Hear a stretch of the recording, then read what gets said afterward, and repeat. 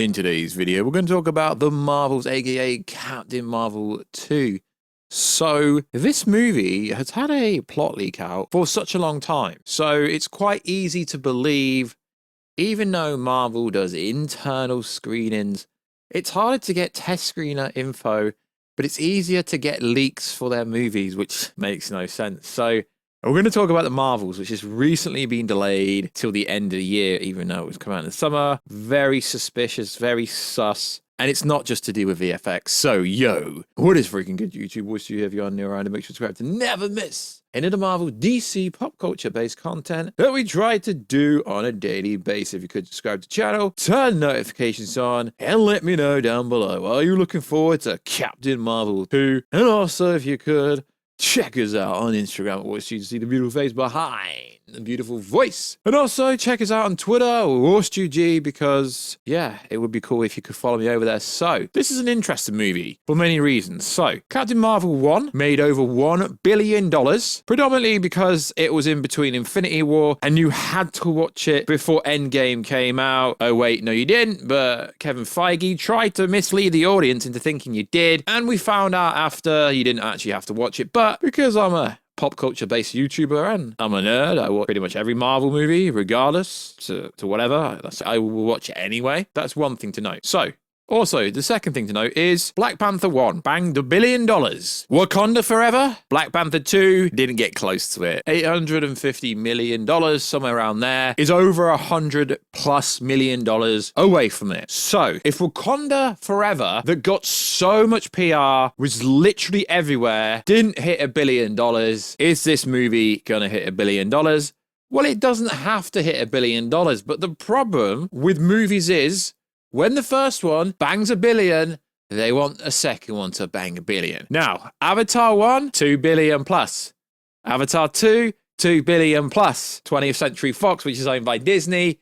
But that is a one-off scenario. Top Gun 2, $1 billion plus. You make a good movie and people will go and watch it. Avatar didn't really have much marketing either, did it? Opened at $400 million and is now taking over Titanic. It's like the third highest grossing movie ever. So, one of the main problems with this movie is they kind of forced Brie Larson being the new leader of the Avengers. She's gonna be the new Iron Man. Well, we can't work out. Tony Stark. Who's going to replace him? Because literally, your boy Kevin Drizzy said that she was the face of the Avengers.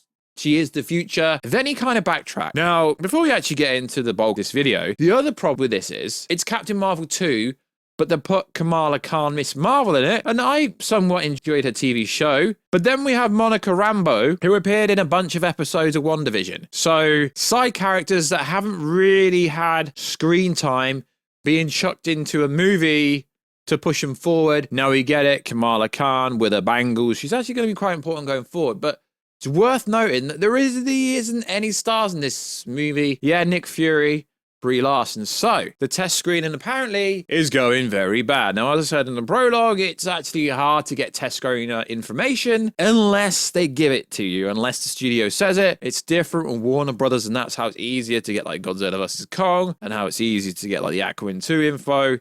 Because it's public, the public go to see it. It's not Marvel employees. Marvel has made it kind of stricter. They're not allowed to bring their friends along anymore. So I've heard that it didn't test screen very well. And it's not just due to VFX. So you've also got to factor in Ant-Man 3 done under $400 million in 2 weekends. Not very good for a Marvel movie. But I guess you could say the narrative is, for an Ant-Man movie, that is pretty good. But Ant-Man, the most recent Ant-Man movie did make $600 million. So let's see what this article says. So Grace Randolph says, whilst Disney refuses to admit defeat publicly, totally understandable. Never let them see you sweat. I think behind closed doors, it's a downright sauna, considering the few schedule changes that have been made so abruptly. So she's alluding to the fact that it didn't really test well. The Marvels was pushed from the summer to winter due to poor test screening. Scores, so Marvel wants to do another round of reshoots. Generally what happens is, when a movie doesn't test screen very well, they get feedback of the issues, etc. then they will make some adjustments. Now, unless they're going to be doing 4 to 8 weeks reshoots like they did for Multiverse of the Madness, without ruining the plot of this movie, the plot isn't that strong for this movie, and there are parts of the movie. There's one scene that has already triggered people online, but it's always the context of everything. So people always assume it's got to do with the VFX and the CGI. Sure, test screening is never done. I don't know why people say this. Oh, the test screening, there was no VFX, there was no CGI. There never is, because, careful for spoilers, it's a rough cut. That's why it's a rough cut. Now, if they want to add some more connective tissue with Jonathan Majors' Kang and stuff like that, but from like minor spoilers, there is like an incursion that happens in this movie. So there is a lot of moving pieces from a cosmic side that will link back to the Kang's Dynasty and essentially Secret Wars, and it will build up to that. Not this adds any validity, because this website doesn't have any validity, to the point where I'm not even going to say the name of this website. And no, it's not that website, although they are both bad as each other. This claims the Marvel testing pool with audience backed up by Warstu Bleep This Out, who actually first put a report up of poor test screening 7 months ago, but this certain website makes things up.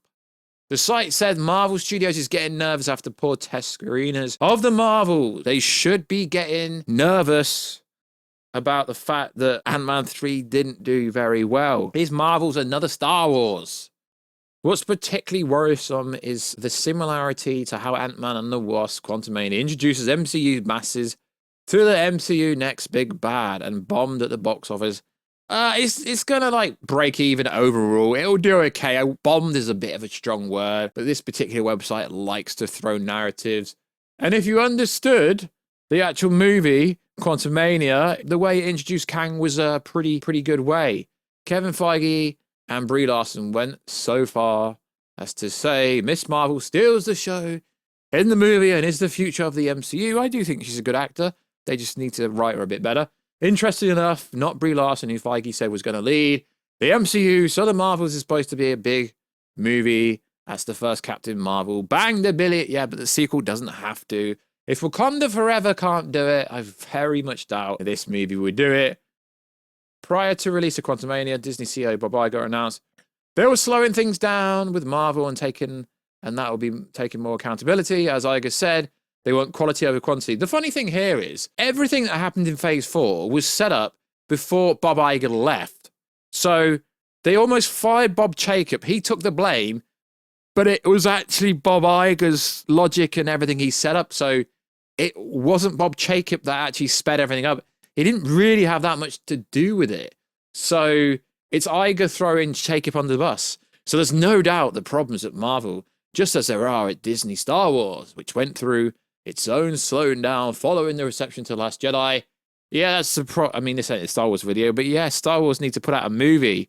I mean, The Mandalorian's cool, but they need to put out a movie. Kevin Feige has made some very bad decisions following the release of Avengers Endgame, where Disney and Iger certainly don't want another Star Wars. Yeah, because realistically, the only movies that are banged at the box office, No Way Home, but let's be honest, that's nostalgia, and Sony make most of the money for that. Multiverse of Madness did what, like 940, 950?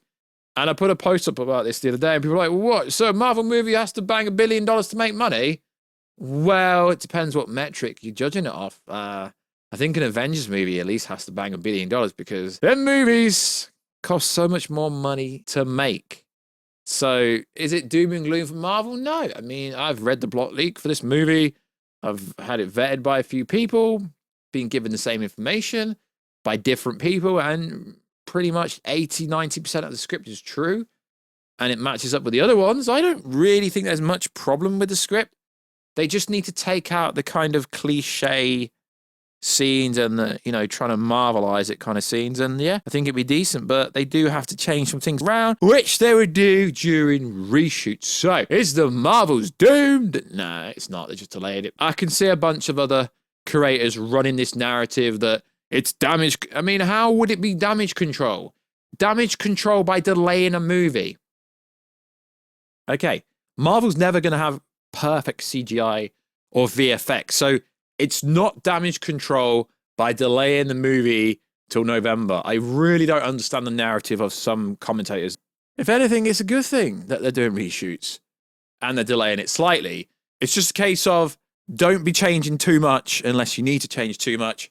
But realistically, they're not going to change that much in the movie because the narrative has to end the way it ends. And I don't know. I think Brie Larson's actually liked in a roundabout way. I know everyone says she's hated, but I don't actually think Brie Larson is half as hated as what some people would like to make out she is. So like always, guys, check us out on Instagram at Warstu to see that beautiful face behind that beautiful voice. Check us out on Twitter, WarstuG. And to be honest, most people have pretty much hated on every Marvel movie post Endgame. I get it. Tony Stark's gone. Robert Downey Jr. is no longer in the franchise. Chris Evans, no longer Captain America. I don't get it. It's nowhere near as strong without them two people. But eventually, I guess they will kind of figure that out, or some variants of that.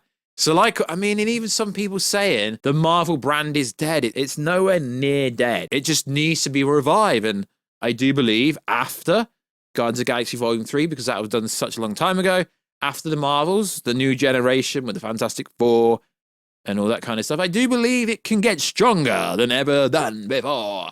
And if Secret Wars lives up to the comic book run, or at least limited information, what I know about Secret Wars, it's going to be freaking epic because, they're going to bring Robert Downey Jr. back and Chris Evans back and literally everyone back for multiversal variants of their characters. So like always, guys, check us out on Instagram at Warstu. I know I've said this already. Check us out on Twitter, WarstuG, and I will catch ya in another video very soon, guys. Catch you later.